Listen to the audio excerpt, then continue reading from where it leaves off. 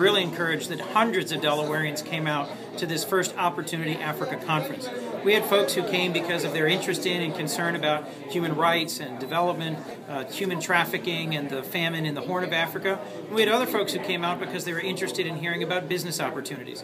The first half of this conference focused on export opportunities in the rapidly growing markets of Africa. 7 of the 10 fastest growing economies in the world in the last 10 years were in Africa, and there were folks here from the state and federal government to help Delaware businesses take advantage of those growing markets. The second half of this conference, which is going on right now, is focused on the human rights and the humanitarian challenges in Africa today.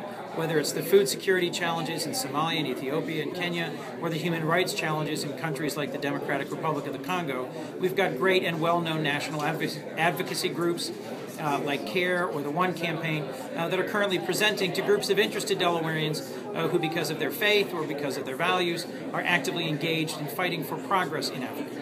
And what are your takeaways? What do you leave from here? What's your next step with the people you've met, the contacts you've met, and the information you've gathered? I was very pleasantly surprised with just how many Delawareans have an active interest in and connection to Africa, and with how many relationships have already been formed here today.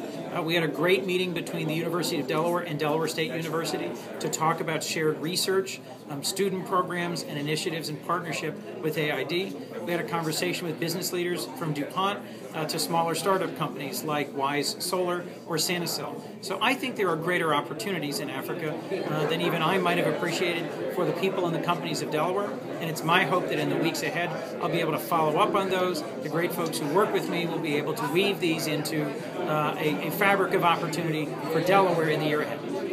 Thank you, sir.